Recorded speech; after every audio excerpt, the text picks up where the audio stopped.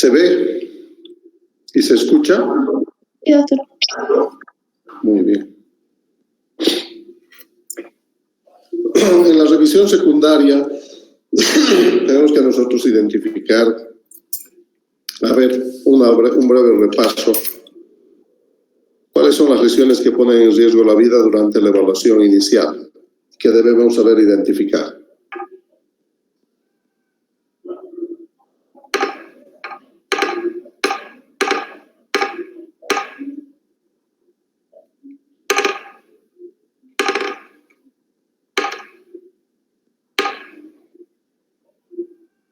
¿Nadie? Un neumotórax a tensión, doctor. ¿Ya? También puede ser un tórax inestable, un neumotórax abierto, un hemotórax también, un taponamiento cardíaco. Un hemotórax así sencillo no sirve, ¿ve? Tiene que ser un hemotórax masivo. Bien. Están excelentes, están estudiando muy bien.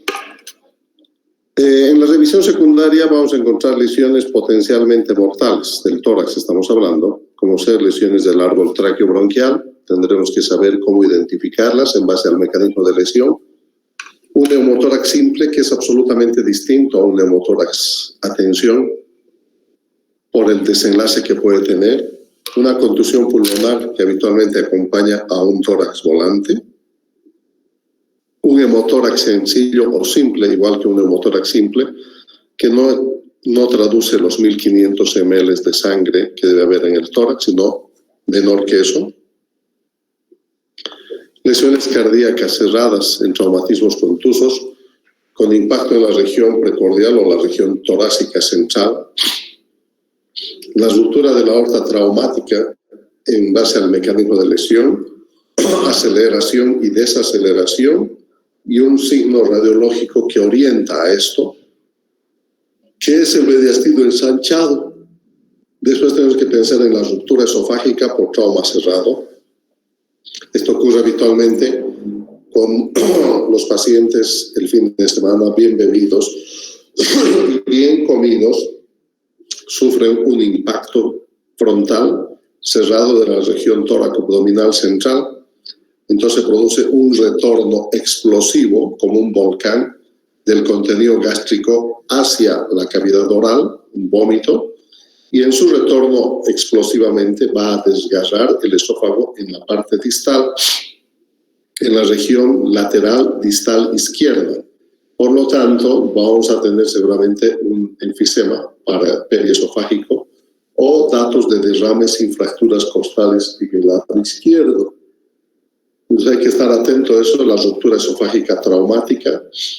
Y esto puede suceder sin necesidad de un trauma. Por ejemplo, en el síndrome de Boerhaave, B-O-E-R-H-A-B-E, Boerhaave, en el cual el paciente habitualmente bajo efecto del alcohol y harta comida provoca un vómito explosivo, lo mismo que con el impacto, pero sin mediar trauma de por medio, un vómito explosivo que va a producir un desgarro longitudinal del esófago distal intratorácico y normalmente hacia el lado izquierdo. En base al mecanismo de lesión vamos a evaluar las lesiones traumáticas del diafragma, cómo sospecharlas, cómo diagnosticarlas oportunamente. En la revisión secundaria, ¿qué exámenes más debemos pedir?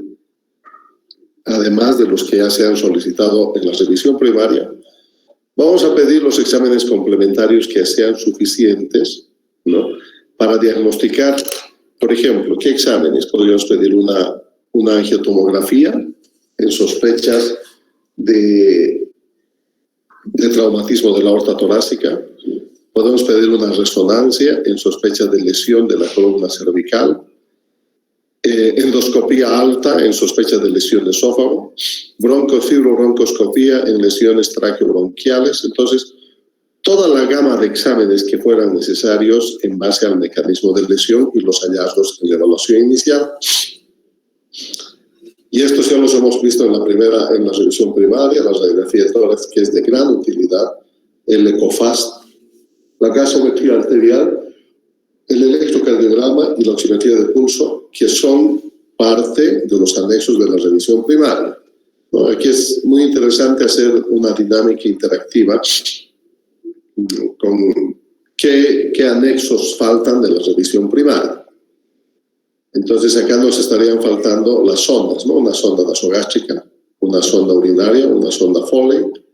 Nos están faltando los laboratorios de rutina más la determinación de alcohol y drogas en sangre y si es mujer y joven, un test de embarazo. ¿Qué más nos faltaría acá? Radiografías, la radiografía pelvis y columna cervical, con lo cual estaría completo los anexos de la revisión primaria. ¿Qué es un neumotórax simple? Es la presencia de variadas cantidades de aire en la cavidad pleural.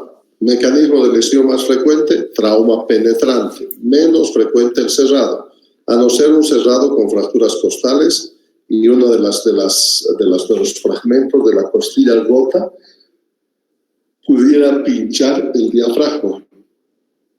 ¿Qué va a ocurrir? Es muy bien tolerado un neumotórax de un 10, 20, 25, hasta un 50%. Recién a partir de ese volumen el paciente puede tener dificultad respiratoria, cansancio, y esto va a condicionar un defecto de la ventilación-perfusión. ¿Qué vamos a encontrar a la inspección? La herida, si es por herida por arma blanca. A la palpación tenemos que buscar enfisema subcutáneo, crepitaciones aéreas. A la percusión pueden haber cambios ligeros, porque si hay una hiperresonancia, ya estamos hablando de un neumotórax. Atención, cambios ligeros en la matidez pulmonar. ¿Cómo están los ruidos respiratorios? Ligeramente disminuidos, pero uno tiene que tener un alto índice de sospecha. Lo más importante es la radiografía de tórax. Aquí sí tienes que pedir una radiografía de tórax para poder evaluar y decir, sí, este es un neumotórax traumático por arma blanca. La herida estaba en el hemitórax derecho, a la altura del sexto espacio intercostal, línea axilar posterior. Fue agredido de atrás y hay un neumotórax de un 40%. Independiente del porcentaje, jóvenes, el neumotórax traumático se resuelve con un tubo pleural colocado en el quinto espacio intercostal, línea axilar anterior. No necesitas aguja en este caso porque es un neumo simple. El paciente no está en riesgo vital. ¿Cómo vamos a colocar un tubo? Vamos a ver algunos videos si nos da tiempo. Se ubica el quinto espacio intercostal, el cuarto corresponde a la línea, al surco submamario, ¿no? Eso es lo más importante, o el pezón de los varones. El tema de las mujeres, el pezón se ha dado de lactar, puede estar muy cerca a su cadera, entonces no es una buena referencia, sino el tubo va a ser abdominal. Entonces el surco submamario es el dato de referencia que nos va a aproximar al cuarto y quinto espacio intercostal. Localizado esto, ubicamos la línea axilar anterior y en ese punto hacemos, si el paciente está despierto, consciente, un abón con lidocaína, anestesia local, una pequeña incisión, disección instrumental con una pinza Rochester o Kelly hasta ingresar a la cavidad pleural, exploración con el dedo. El índice cabe perfectamente y hace un movimiento de rotación en 360 grados en busca de adherencias y se coloca el tubo pleural apuntándole, dirigiéndole hacia el vértice, pero el tubo va a ir donde quiera y en el invierno, como es un tubo más rígido por el frío, habitualmente se va como un cuchillazo a la parte media. El tubo pleural se conecta a un sello de agua, se ven las características del flujo aéreo o líquido y se sellan las heriditas y se aseguran con puntos. La lesión traqueobronquial es una complicación que puede presentarse en traumatismos torácicos con mecanismos de aceleración y desaceleración en el cual se provoca un bamboleo del árbol traqueobronquial, y no solamente traqueobronquial, ¿verdad? En este tipo de mecanismos de lesión también sufren los grandes vasos a nivel del ligamento arteriovenoso. Habitualmente pasan desapercibidas, porque son muy elásticas, muy flexible el árbol traqueobronquial. El mecanismo de lesión puede ser cerrado o penetrante. ¿Y cuándo nos vamos a dar cuenta de esto? De inicio no es fácil decir, esta es una lesión traqueobronquial, el paciente está con dificultad respiratoria, hay un neumotórax en un lado, vamos a poner que es el izquierdo, se coloca el tubo pleural, ¿no? Y normalmente el pulmón colapsado, aunque esté en el 100% colapsado, en fracción de segundos, con 2 respiradas, se expande completamente, hace una reexpansión concéntrica del centro a la periferia. Y esta reexpansión es inmediata e inminente, no se demora media hora. Por lo tanto, 2, 3 respiradas y ese pulmón ya se infló y el tubo deja de burbujear o burbujea poquitito, sale un par de 3 a toser y burbujea 2, 3 burbujas, tose un poco más y respire profundo, puede burbujear, pero el nivel que se ve en el sello de agua, qué pena que no puedan ver, en el sello de agua tiene que fluctuar con cada respiración, subir y bajar. Entonces, esa es una expansión normal, satisfactoria, quedamos contentos, el paciente se va a su habitación. Tomamos radiografía de tórax de control. Pero cuando el comportamiento es distinto y respira y burbujea el tubo, el sello de agua, otra respiración, burbujea y sigue burbujeando, dices, aquí hay una lesión traqueobronquial porque no es del parénquima, sino es del bronquio, y lo que hay que buscar ahí en ese momento ahora es el sitio. Eso sería fuga persistente de aire a través del tubo pleural.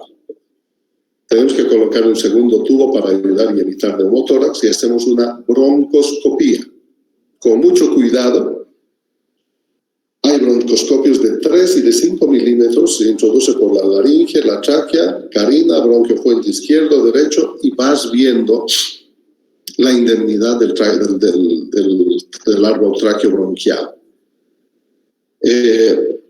Si el movimiento es muy torpe, uno con una lesión incompleta, uno la pueda transformar en completa y crearle serios problemas al paciente. Y una vez localizada la lesión, obviamente esto tiene que ser reparado por el cirujano de tórax. Contusión pulmonar. Esta imagen que ustedes están viendo acá, en el lado izquierdo donde estoy moviendo el puntero, se observa una zona de mayor densidad, ¿no? Más blanquecina en este caso que el resto de los pulmones. Y además, si uno ve con fineza, acá hay fracturas costales, ¿verdad? Entonces, la contusión pulmonar habitualmente acompaña al tórax volante, ¿no? Y es la contusión pulmonar la que condiciona el grado de hipoxia en el paciente con trauma severo. Entonces, ¿por qué? Porque este segmento contundido no está participando del intercambio gaseoso de la ventilación-perfusión. Por lo tanto, este fenómeno de la contusión pulmonar asociado al dolor, producto del dolor de las fracturas costales, le limita mucho la función pulmonar. Pero la hipoxia no es, les repito por tercera vez, la hipoxia no es producto de las fracturas costales ni del dolor. La hipoxia está dada fundamentalmente por la contusión pulmonar. ¿La hipoxia se puede acentuar por las fracturas y el dolor? Por supuesto que sí. Entonces es importante en este tipo de circunstancias asegurar una oxigenación y ventilación adecuada, ¿verdad? Para que empiece a reclutar los alveolos, a recuperar la zona contundida en forma progresiva. En algunas circunstancias, dada la severidad del tórax inestable o el tórax volante, ¿no? El paciente puede requerir una intubación selectiva, ¿no? Hacer una intubación bronquial selectiva y empezar a hacer que trabaje ese pulmón, y obviamente el paciente intubado está sedado, está dormido, y por lo tanto ese paciente, y con analgesia, entonces vas a empezar a manejar la recuperación, la reclutación alveolar, y esto se llama, es una especie de, no sé, empaquetamiento. Es una inmovilización interna, producto de que la máquina, el ventilador mecánico, hace que el pulmón se expanda obligatoriamente en forma bilateral, y obviamente esa caja torácica fracturada se va a mover, ¿verdad? Las fracturas costales, vamos a ver más adelante seguramente, pero ya os adelanto, por sí mismas no tienen indicación quirúrgica. Las fracturas costales son operadas cuando el cirujano requiere algún ingreso económico, está pasando mal. Normalmente no se operan jóvenes las fracturas costales. Las fracturas costales se arreglan, se corrigen cuando ha habido otra indicación, toracotomía por lesión de grandes vasos, toracotomía por lesión del árbol traqueobronquial. Ahí, de acuerdo, las costillas están volando, fijadores, tac, tac, listo. Pero entrar a fijar costillas es otra cuestión. Y el tiempo que va a demorar son en lo que se demora en consolidar una fractura. 6 a 8 semanas es lo que se demora, y las fracturas consolidan con dolor. No lo puedes tener al paciente ventilado esas 6 semanas, que estará 4 o 5 días hasta recuperar la mayor cantidad de alvéolos, y luego con dolor y manejo del dolor oral, sistémico y con bloqueos intercostales. La contusión habitualmente uno no la ve de entrada, son manifestaciones tardías, y ojo, acá había una pregunta, ¿no? Si a este paciente le puedo suministrar líquidos sin ningún límite de cuidado. No, este pulmón está contundido, está hemorrágico. Si tú le agregas mucho líquido, va a fallar mucho más todavía de lo que está haciendo. Hemotórax simple, al igual que un neumotórax simple, es la presencia de sangre en la cavidad pleural menor de los 1500 del masivo, y responden las más de las veces a heridas por arma blanca, heridas penetrantes o trauma directo. Excepcionalmente se va a acompañar de laceraciones pulmonares o muy rara vez de lesión de los vasos intercostales. Mecanismo de lesión: heridas de traumatismo torácico penetrante por arma blanca o arma de fuego, o traumatismos contusos. Tratamiento: tubo de tórax en el 5º espacio intercostal, línea axilar anterior y conectado a un sello de agua. Cuando voy a drenar líquido, en este caso sangre, un tubo muy delgado, 26 no va a ser muy útil, 28, 30, pero no tremendos cañones 32, 34, que es demasiado. Hay que recordar que el tubo va a estar entre las costillas y que con cada movimiento se mueve el tubo y duele. Entonces un calibre 28 es más que suficiente, y uno va verificando el fluido. ¿Qué características? ¿Solo sangre o sangre con aire? Si era con más aire, era un hemoneumotórax. Listo. ¿Qué aspecto la sangre? Rojo rutilante. Ojo, puede ser una lesión arterial. Cuando es oscura venosa, habitualmente responde a las lesiones pleurales o de la fase endotorácica o los vasos intercostales. Y vas viendo, y sobre todo nos interesa el volumen. Si sale 300, listo, respire profundo, una tosida, ya no sale mucho, un hemotórax moderado de 300 a 80 ml, y listo, ¿verdad? Esa sangre no se recupera. Traumatismo cardíaco cerrado. En los traumatismos torácicos de impacto frontal cerrado, cuando el tórax con o sin cinturón de seguridad impacta de frente contra el volante, el mecanismo de lesión, les voy a comentar algo sobre cinemática del trauma.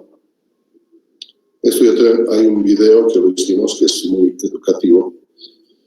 Dice la persona, el conductor, que está viajando en un auto con cinturón de seguridad a 100 km por hora, una buena velocidad. El vehículo va a esa velocidad e impacta contra un camión que frenó bruscamente. Listo. Impacto frontal. El conductor y los ocupantes del vehículo siguen viajando a la misma velocidad que el vehículo, a los 100 km por hora, y impactan contra ¿qué? Contra la parte frontal y superior, ¿verdad? Y rebotan. Eso es lo que sucede. Ahora, todo, si no tenía cinturón de seguridad, peor todavía, ¿verdad? La cabeza habitualmente impacta contra el parabrisas, el tórax, la región tórax abdominal va a impactar contra el volante y el tablero. Por el fenómeno de fijación del cinturón de seguridad, la pelvis va a ser atensionada hacia la parte posterior y las rodillas van a ir a impactar por debajo del tablero con la estructura metálica. Entonces, ese es el mecanismo. ¿Ahí terminó el trauma? No. Tu cerebro, tu corazón, tus riñones siguen viajando a los 100 kilómetros por hora. Nos quedamos con el cerebro y el cerebro, la masa encefálica, va y choca contra la tabla interna del cráneo duro y rebota, ¿no? De adelante a atrás y se hace papilla. Ahí recién termina el mecanismo de lesión, ¿verdad? Cuando ya las vísceras que tienen mesos, como los intestinos, han rebotado y han producido todas las lesiones que tenían que producir a nivel torácico, a nivel del ligamento arteriovenoso, desgarros, rupturas de la aorta traumática. Y obviamente en el traumatismo contuso nosotros tenemos que pensar en contusión cardíaca.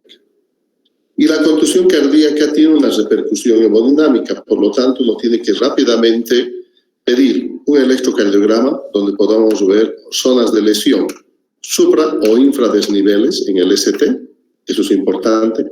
El paciente puede presentarte arritmias en la parte, o sea, al electrocardiograma, de los problemas en la perfusión y además yo le puedo pedir, además del electrocardiograma y ver el ST, le voy a pedir enzimas cardíacas, las clásicas CK, CKMB, o las actuales, ni tan actuales, ¿no? Es como el mismo, el camino nuevo a Santa Cruz, el más viejo que no sé qué, ¿verdad? Entonces es la misma historia. Las pruebas antiguas de hace 2-3 décadas que se pedían, la creatinfosfoquinasa con las fracciones MM y MB, y hace más de 2 décadas se utilizan las troponinas, igualmente con la fracción cardíaca. En estos pacientes uno tiene que sospechar y ver si hay datos de compromiso porque puede haber falla de bomba y van a requerir un manejo en cuidado intensivo, ¿verdad? Para el seguimiento. Y este es el cuadro que pasa a formar parte de la revisión primaria, la ruptura traumática de la aorta. Cuando les tengan ustedes la fortuna de ver una radiografía de tórax con estas características de un mediastino ensanchado, este es un mediastino ensanchado. Todo esto, esta mancha blanca está absolutamente ensanchada. Mecanismo de lesión, aceleración y desaceleración. Ejemplo, un peatón que está pasando por debajo de la pasarela en la Blanco Galindo por flojo y el perro está pasando por la pasarela, viene la foto más, ¿no? Y viene un vehículo y lo hace volar. Una persona en movimiento pedestre, un vehículo a alta velocidad, eso es aceleración y desaceleración, ¿no? Donde lo que les acabo de decir, los mesos sufren y se desgarran de sus puntos de inserción y lesión. Otro mecanismo de aceleración y desaceleración, caída de altura, ¿no? Estabas en el segundo piso, 10 metros de altura, y caes sobre una superficie dura. Y en estos casos, la alerta, la luz roja la prende la radiografía simple de tórax, bajo costo, alto rendimiento. Alto índice de sospecha, y el primer signo es el ver un mediastino ensanchado. Ojo, existen artefactos radiológicos en los que este dato puede estar incrementado o puede estar dando un falso positivo. Cuando el paciente es gordo y está acostado, en esas instancias habitualmente el mediastino tiende a ensancharse. Entonces se evalúa en el contexto del mecanismo de lesión con un alto índice de sospecha y consulta quirúrgica. ¿Cómo vamos a diagnosticar esto? Con algunos datos que son muy sutiles y si los sabes reconocer, va a ser mucho más sencillo. Acá vamos a apoyar. Nosotros, esta es una radiografía nuestra, si mal no recuerdo. Primer signo radiológico, número 1, mediastino ensanchado. 2. Pérdida del botón aórtico, acá por el ensanchamiento del mediastino. 3. Pérdida u opacidad de la ventana aortopulmonar. 4. Bronquio fuente derecho elevado. 5. Bronquio fuente izquierdo deprimido por el mecanismo físico del ensanchamiento en el mediastino por la ruptura traumática con un aneurisma, con un hematoma contenido que empuja. 6. Tráquea desviada a la derecha, eso es lo habitual. 7. Fracturas costales altas, 1, 2, 3, clavícula y o escápula. Entonces ahora planteamos la pregunta al revés. ¿Qué tienes que sospechar cuando tienes fracturas de omóplato, clavícula y las costillas altas en lesión de grandes vasos? ¿Verdad? Esto es lo que vamos a encontrar. 8. Desplazamiento de la zona nasogástrica hacia el lado derecho. 9. Alteraciones o pacificaciones de la interfase de los cuerpos vertebrales. 10. Capuchón pleural en el lado izquierdo. 11. Presencia de fracturas sin derrame pleural. Y son 12 o 13 los hallazgos. Entonces, cuando yo encuentro estos datos, y no estoy mirando el cuaderno, por si acaso, como ustedes, ¿no? Estoy hurgando en mi disco duro para mí, dar clases es una retroalimentación, pero es más efectiva mi retroalimentación cuando mis estudiantes participan y no me traen la bibliografía punteada. Yo anoche ya tenía la bibliografía entera y tenía el artículo imprimido. Lo que quería es que traigan los 25 o 30 artículos para leerlos y sacar el sumo para el trabajo. Y no traerme el índice de los artículos. No hay seso, ¿no? El doctor va a ir yo voy a ir a buscar los artículos, ¿verdad? Y se los voy a leer para que ustedes reciban como pajaritos nomás ya digerida la comida. ¿Qué pido cuando tengo un mediastino ensanchado a la radiografía en el contexto de un trauma, aceleración y desaceleración? Pido una tomografía de tórax, una angiotac de tórax e identificar, y obviamente tengo que saber interpretar, las rupturas traumáticas de la aorta. ¿Cómo se ven? ¿Dónde las busco? Habitualmente en las proximidades del ligamento arteriovenoso, porque eso hace de meso de fijación y alrededor de esto es que se producen los desgarros. Lesión diafragmática. El hemodiafragma derecho está parcialmente protegido por el hígado, ¿verdad? Entonces, la mayor parte de las lesiones ocurren en el hemodiafragma izquierdo, pregunta de examen. ¿Dónde ocurren habitualmente? En el tercio posterior, en la parte periférica no central, hacia la parte posterior. ¿Cómo ocurren estos? El mecanismo de lesión había estado del lado izquierdo. Habitualmente es un traumatismo cerrado, ¿verdad? Que provoca un incremento brusco de la presión intraabdominal y un estallido del hemodiafragma izquierdo en esa localización. Un poco más difíciles de diagnosticar por trauma penetrante. Heridas por cuchillos, armas penetrantes por arma blanca en la región tóraco-abdominal. ¿Cómo delimito mi región tóraco-abdominal?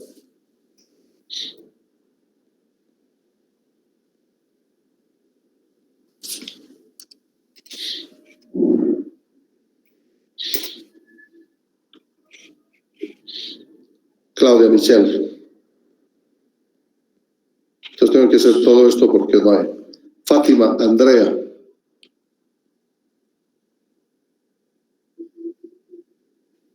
Nancy Ramos.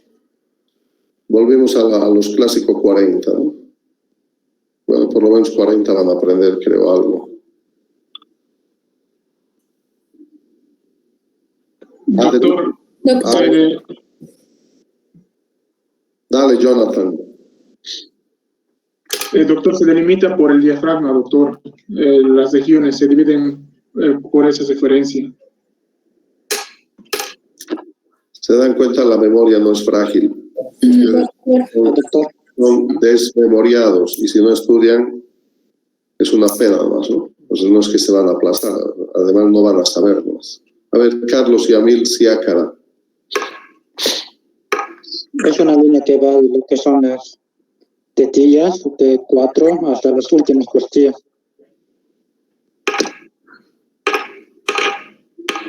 Sospechas, pero no es suficiente. Sasha. No, doctor, iba a decir, esto es la línea que se traza desde las tetillas hasta las últimas costillas porque el diafragma puede llegar a elevarse hasta ese nivel. Sospechas, pero no sabes explicar.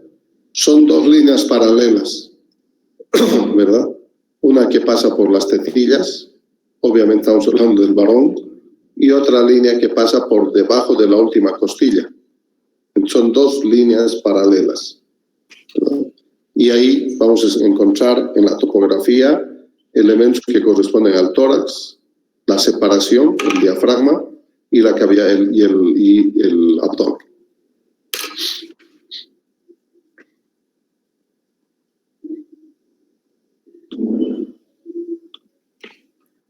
Entonces, en este tipo de heridas de la región tóraco-abdominal, ¿verdad? Yo tengo que interpretar y siempre pensar el accidentado en qué fase de la inspiración estaría, no sabemos, ¿verdad? Pero sí sé que el agresor está en inspiración, porque además de meter aire, está inspirado en agredir, ¿no? Entonces, en cambio, en el agredido, no sé, tengo que sospechar si la herida punzocortante, sobre todo las del hemitórax izquierdo, la región tóraco-abdominal izquierda, sexto, quinto, sexto, séptimo, octavo espacio intercostal, en esos casos tengo la obligación de pensar en una hernia diafragmática traumática. Cuando la herida es considerablemente de buen tamaño, se abre el defecto a nivel del diafragma por doble mecanismo, por el mecanismo de la presión negativa intratorácica, que chupa, y por el mecanismo de la presión positiva intraabdominal, que trata de expulsar las vísceras por un defecto. Por estos dos mecanismos, entonces, se podrán subir el colon, el estómago, el vaso, sobre todo epiplón en las fases iniciales a través de este defecto.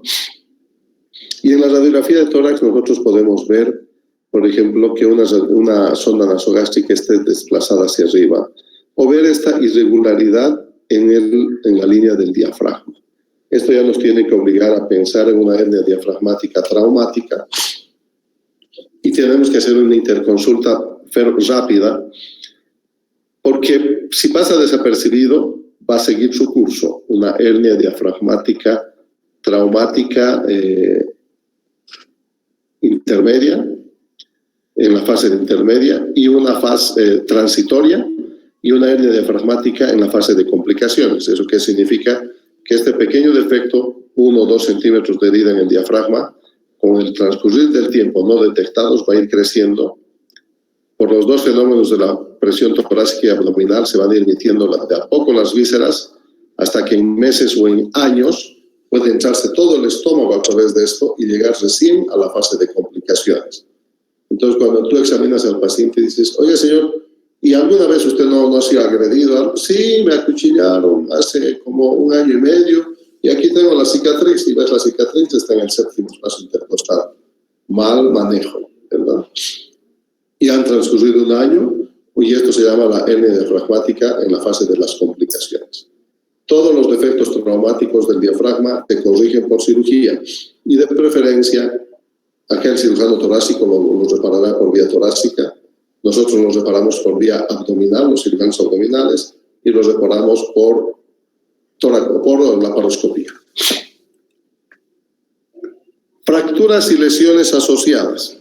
Estamos hablando de fracturas de costillas, clavículas, omóplato, y hay una división entre las costillas superiores y las costillas inferiores.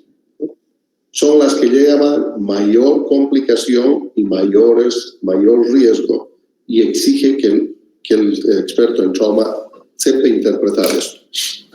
Si tenemos un paciente con un trauma contuso de alta velocidad, con un intenso impacto torácico alto, y hay fracturas de la primera, segunda, tercera costilla, más escápulas, o clavícula, tengo la obligación de pensar en una lesión de grandes vasos del mediastino, por la fuerza severa y el alto índice de mortalidad que tiene. En cambio, si un traumatismo torácico con impacto directo, una patada, un garrotazo, una pedrada directa en el tórax, ¿verdad?, puede fracturar las costillas bajas, 9, 10, 11, 12. Estas habitualmente van a traer consigo lesiones o afectaciones en el lado derecho por lesiones de vísceras macizas como el vaso. Y en el lado izquierdo, sobre todo, que pasa desapercibido, es el tema de las lesiones del parénquima esplénico, el hemoperitoneo y hasta muerte. Las fracturas costales centrales entre la 4 a la 9, 4, 10, en general lo que provocan es dolor. Pueden provocar, si es una fractura desplazada, un pequeño neumotórax, pero en general no van a causar mayor drama. Se diagnostican fácil, ninguna de estas se opera y uno lo que maneja es el dolor. Lo que hay que saber es interpretar las fracturas muy altas y si ustedes, no creo que se acuerden, ¿cómo es la posición? Para preguntar, haremos algo.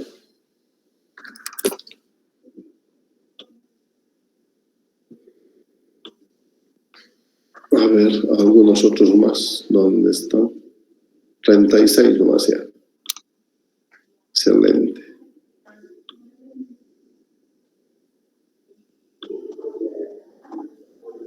A ver, Alan Yohani Arévalo.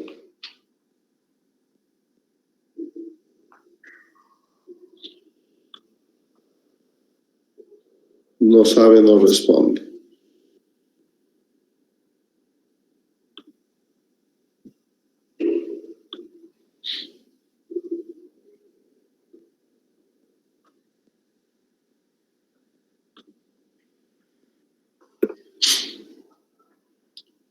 ¿Cómo es Yohani, cómo es la forma y la disposición anatómica de la primera costilla? De la primera y la segunda.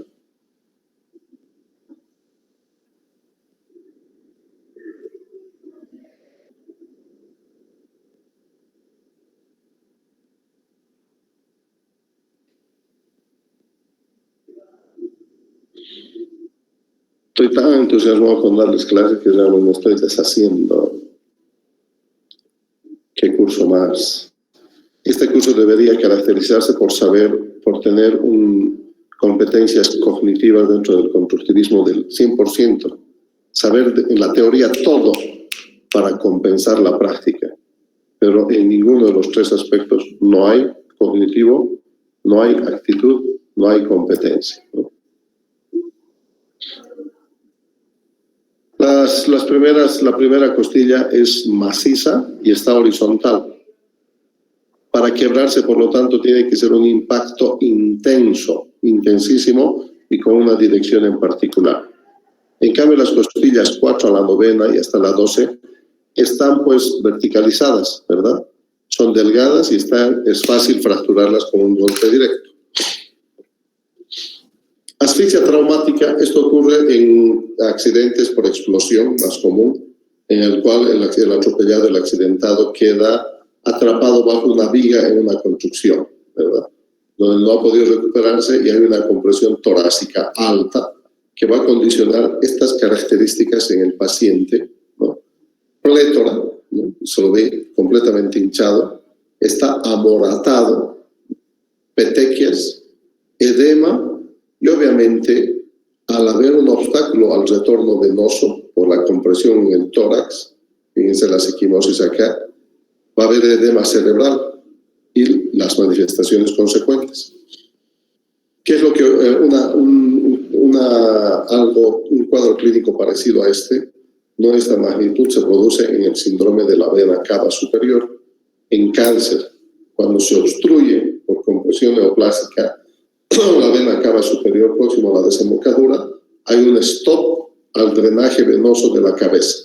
Por lo tanto, la cabeza se hincha, eso se llama plétora, se pone morada, hay petequias, ¿no?, y y en estos casos son por trauma, y eso en general responde a lo que se llama síndrome de vena cava superior. Esto, las petequias y la efusión purpúrea hacen la diferencia con estos dos, con este otro tipo de lesión. Lo importante en esto es descartar que exista lesión de la vía aérea y el manejo con oxígeno. Lesión esofágica. Es un arte el saber diagnosticar, es un arte el saber tratar y es un arte el saber, el tener un alto índice de sospecha, ¿no? Es poco frecuente y difícil de diagnosticar, y cuando se diagnostican, las estadísticas lo dicen y los reportes no de Condorito ni de Vanidades, ¿no? Ni de la revista cubana de cirugía. Dice que normalmente estos pacientes llegan 48 horas o 72 horas después de ocurrido el fenómeno, sobre todo cuando estamos hablando del síndrome de Bohr-Habb. A ver, para no estar cerrando la pantalla, acabo de decirles hace 15 minutos qué es el síndrome de Bohr-Habb.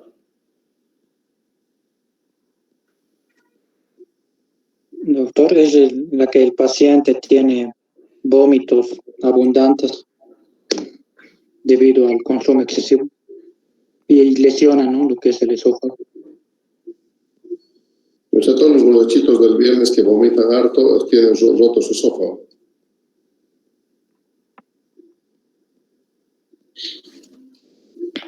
Es cuando hay mucho contenido gástrico, doctor, en el estómago, o ya sea por bebida o por sólido, y el impacto del trauma o del accidente va a provocar un desgarro, es decir, ese contenido va a subir, va a ascender y se va a provocar el desgarro del lado izquierdo, generalmente nos decía.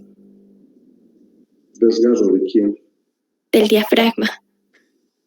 Guay. Del esófago, doctor, en la parte distal izquierda, vómitos en proyectil. Explosivos. Normalmente el mecanismo es un golpe severo en el epigastrio cuando es de trauma, dolor inexplicable y shock inexplicable.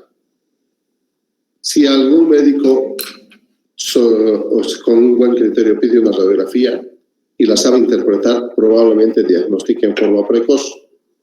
Pero normalmente estos pacientes, cuando es por el Bohr-Habb, han vomitado, se han dormido la borrachera, han transcurrido 10-12 horas y al día siguiente están con esa molestia, dolor en el pecho, empiezan con febrícula, transpiración, pero como en su casa lo han retado, entonces no se quiere quejar, aguanta 24 horas, a las 48 horas está taquicárdico, febril, recién cuenta la verdad y lo llevan al hospital, le hacen una radiografía de tórax y encuentran neumomediastino, o sea, aire a nivel del mediastino en relación a la silueta esofágica. El shock inexplicable, ahí está. El paciente ya está con shock a consecuencia de la ruptura esofágica y el vaciamiento de todo el contenido gástrico hacia el mediastino, ¿verdad? Las papas, los fideos, el pique a lo macho, el pancho, todo se ha vaciado en el mediastino y obviamente el mediastino se infecta, se contamina rapidísimo y el paciente está en shock. Estos pacientes, 50% se mueren en ese momento, ¿no?, por la demora en el diagnóstico. Y otro dato, en la radiografía, la presencia de un hemotórax en el lado izquierdo sin fracturas costales.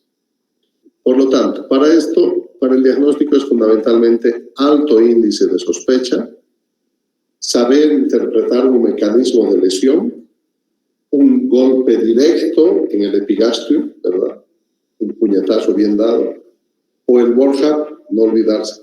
Entonces, en estos casos, con una simple radiografía y neumomediastino, yo ya hice el diagnóstico. Pero además de eso, puedo recurrir a una endoscopía muy cuidadosa para verificar la localización o un estudio contrastado con una sustancia hidrosoluble, no varitada, que me permita localizar el sitio de la filtración para tomar una conducta. La conducta es quirúrgica, es agresiva, es inmediata, una toracotomía anterolateral izquierda, apertura del mediastino ampliamente en toda su longitud y drenaje, porque es la única oportunidad que tiene el paciente.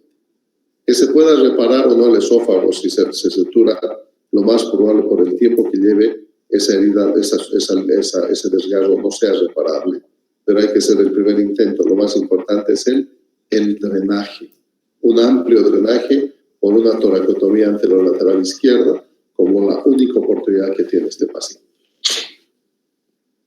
Explosión en un ambiente cerrado, un gimnasio, explota el tanque de oxígeno y nos encontramos con esto. Llama la atención el enfisema subcutáneo, ¿no? Estos fenómenos, o sea, estos son acumulaciones aéreas por explosión, asociado a mecanismos de lesión por explosión. Y hay una lesión de la vía aérea con neumotórax, normalmente asociada a esta explosión, y el paciente está con esto. Fíjense, sus párpados llenos de aire. Lo que tenemos que asegurarnos es cuán grave es la lesión del árbol traqueobronquial. Las más de las veces son mínimas filtraciones de aire que ni siquiera se detectan, y estos bolsones de aire se van a reabsorber habitualmente en horas, ¿no? Uno puede crepitar y hacer que el CO2 o el oxígeno del aire se elimine con más facilidad. No ponen en riesgo la vida del paciente, pero sí condicionan un problema visual que impresiona. ¿Qué puede ocurrir dentro de lo que son los peligros latentes, ¿no? Un neumotórax simple se puede transformar en un neumotórax a tensión. Sí. ¿Cuándo? El paciente tiene un neumotórax simple y lo voy a entrar ahora. Y, a ver, un paciente con una herida penetrante en el hemitórax izquierdo a la altura del sexto espacio intercostal, y cuando le he tomado la radiografía he visto que mi zona nasogástrica está en el tórax. Eso significa que se metió el estómago, hay una lesión del diafragma y voy a operar del abdomen. El paciente va a ser intubado, por lo tanto va a entrar aire a presión y la zona lesionada, un neumotórax simple, lo voy a transformar en neumotórax a tensión, y en medio acto quirúrgico el anestesiólogo dice: el pulmón está duro, no expande, está desaturando, algo está ocurriendo. Claro, no se percataron que había un neumotórax simple de inicio y ahora está a tensión, y si no lo descomprimes de inmediato se va a morir. Hemotórax retenido, sangre en la cavidad pleural, no eres experto en ver radiografías, no ves, para que se pueda evidenciar una presencia líquida en el tórax, tiene que rebasar los 200 ml aproximadamente, y así se hace evidente borrando los ángulos costo frénico y costo diafragmático. Entonces, pero cuando no has detectado y esa sangre estaba contaminada por el arma blanca, entonces, o no lo has drenado bien, esa sangre va a ir hacia un empiema y va a ser un hemotórax retenido, empiema, y va a terminar cirugía tras cirugía, toracotomía, decorticación, hasta eventualmente neumonectomías por un diagnóstico inadecuado durante la evaluación primaria y o secundaria. Ya de las lesiones diafragmáticas ya les he comentado cómo ocurren las distintas fases de la hernia diafragmática traumática aguda, subaguda y crónica, o de las complicaciones. El control inadecuado del dolor en el manejo de las fracturas costales. El saber interpretar las fracturas costales primera, segunda, tercera versus 9, 10 y 11, o 10, 11 y 12. El impacto sobre las estructuras vecinas. Obviamente las edades extremas. En contusión pulmonar, ojo, no sobrehidratar al paciente. Y obviamente un tubo de tórax mal colocado va a ser una complicación desastrosa para el paciente, sí, y que hay que detectarlo precozmente. Preguntas. Tenemos 10 minutos. Voy a salir de la presentación para poder verlos.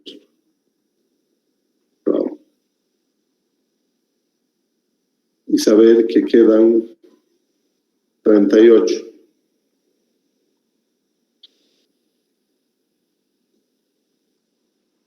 ¿Tienen alguna pregunta, jóvenes? Doctor, en el traumatismo cardíaco cerrado, cuando se habla de una conmoción cardíaca, ¿esta se presenta a menudo? El manejo puede darse porque en lo que leí generalmente el paciente fallece cuando se presenta la conmoción cardíaca. Los términos correctos son contusión cardíaca. Y obviamente, si el impacto es grande con rupturas de las válvulas, ¿qué es lo que ocurre habitualmente en un trauma contuso cardíaco? Hay una ruptura valvular con muerte inminente e inmediata, ¿no? En sus casos en general, o se asocian a infartos simultáneos. Entonces, en los casos en que llegan al servicio de emergencia, en base al mecanismo de lesión y ves que está calcado el volante en su pecho, tienes que pensar pues, que el impacto ha sido fuerte y que ha sufrido el miocardio, y tendrás que hacerle en ese momento un electrocardiograma en busca de ondas de lesión. Habrá que hacerle enzimas cardíacas y además una ecocardio si de repente encuentras algún soplo, ¿verdad? Pudo haber una ruptura parcial de las fijaciones valvulares, y en esos casos entonces habrá que hacer una reparación, obviamente por el cirujano cardiovascular. Gracias, doctor. Y en nuestro medio ¿está o se puede realizar el estudio de tomografía en espiral, doctor? Helicoidal se llama. Sí, claro que sí hay. Nosotros tenemos el Inseton de 128 cortes. Los dos más modernos están en Darras con nosotros. Tomografía helicoidal. La tomografía axial ya dejó de existir, ¿no? La tomografía, las primarias, por eso se abreviaba TAC, tomografía axial computarizada. Ya dejaron de existir porque eran de 2, 3, 4 cortecitos, ¿verdad? Ahora las helicoidales te hacen reconstrucciones con cortes mayores.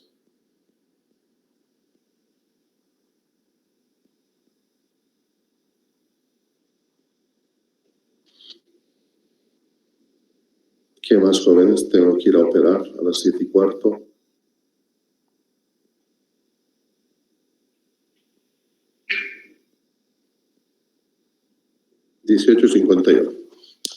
Bueno, mañana, viernes, vamos a avanzar velozmente porque yo creo que estamos demasiado. Vamos a terminar, yo creo.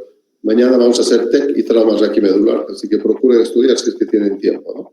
Serían los capítulos 6 y 7. El lunes hacemos 8 y 9, martes 10 y 11 y el miércoles terminamos ya, ¿no? Normalmente este módulo duraba 2 semanas, hasta 3 cuando había motivación, estudiaban, pero al parecer no hay mucho interés, ¿no? Así que terminamos hasta el miércoles con el módulo de trauma. Vamos a hacer 2. En el curso oficial, los tiempos de presentación son de 20 minutos por tema, 20, 25, el más largo es tórax, 30. Yo trato de explicarles con más detalle, me tomo la hora para contarles todo, ¿no? Y vamos a acelerar más el ritmo, así que el lunes lean TEC, espero sábado y domingo, ¿no? Mañana, TEC y trauma raquimedular, 6 y 7. 8, 9, 10 y 11 terminamos ya hasta el miércoles todo. ¿Listo? Chao, jóvenes. Hasta mañana. Gracias, hasta luego. Chao.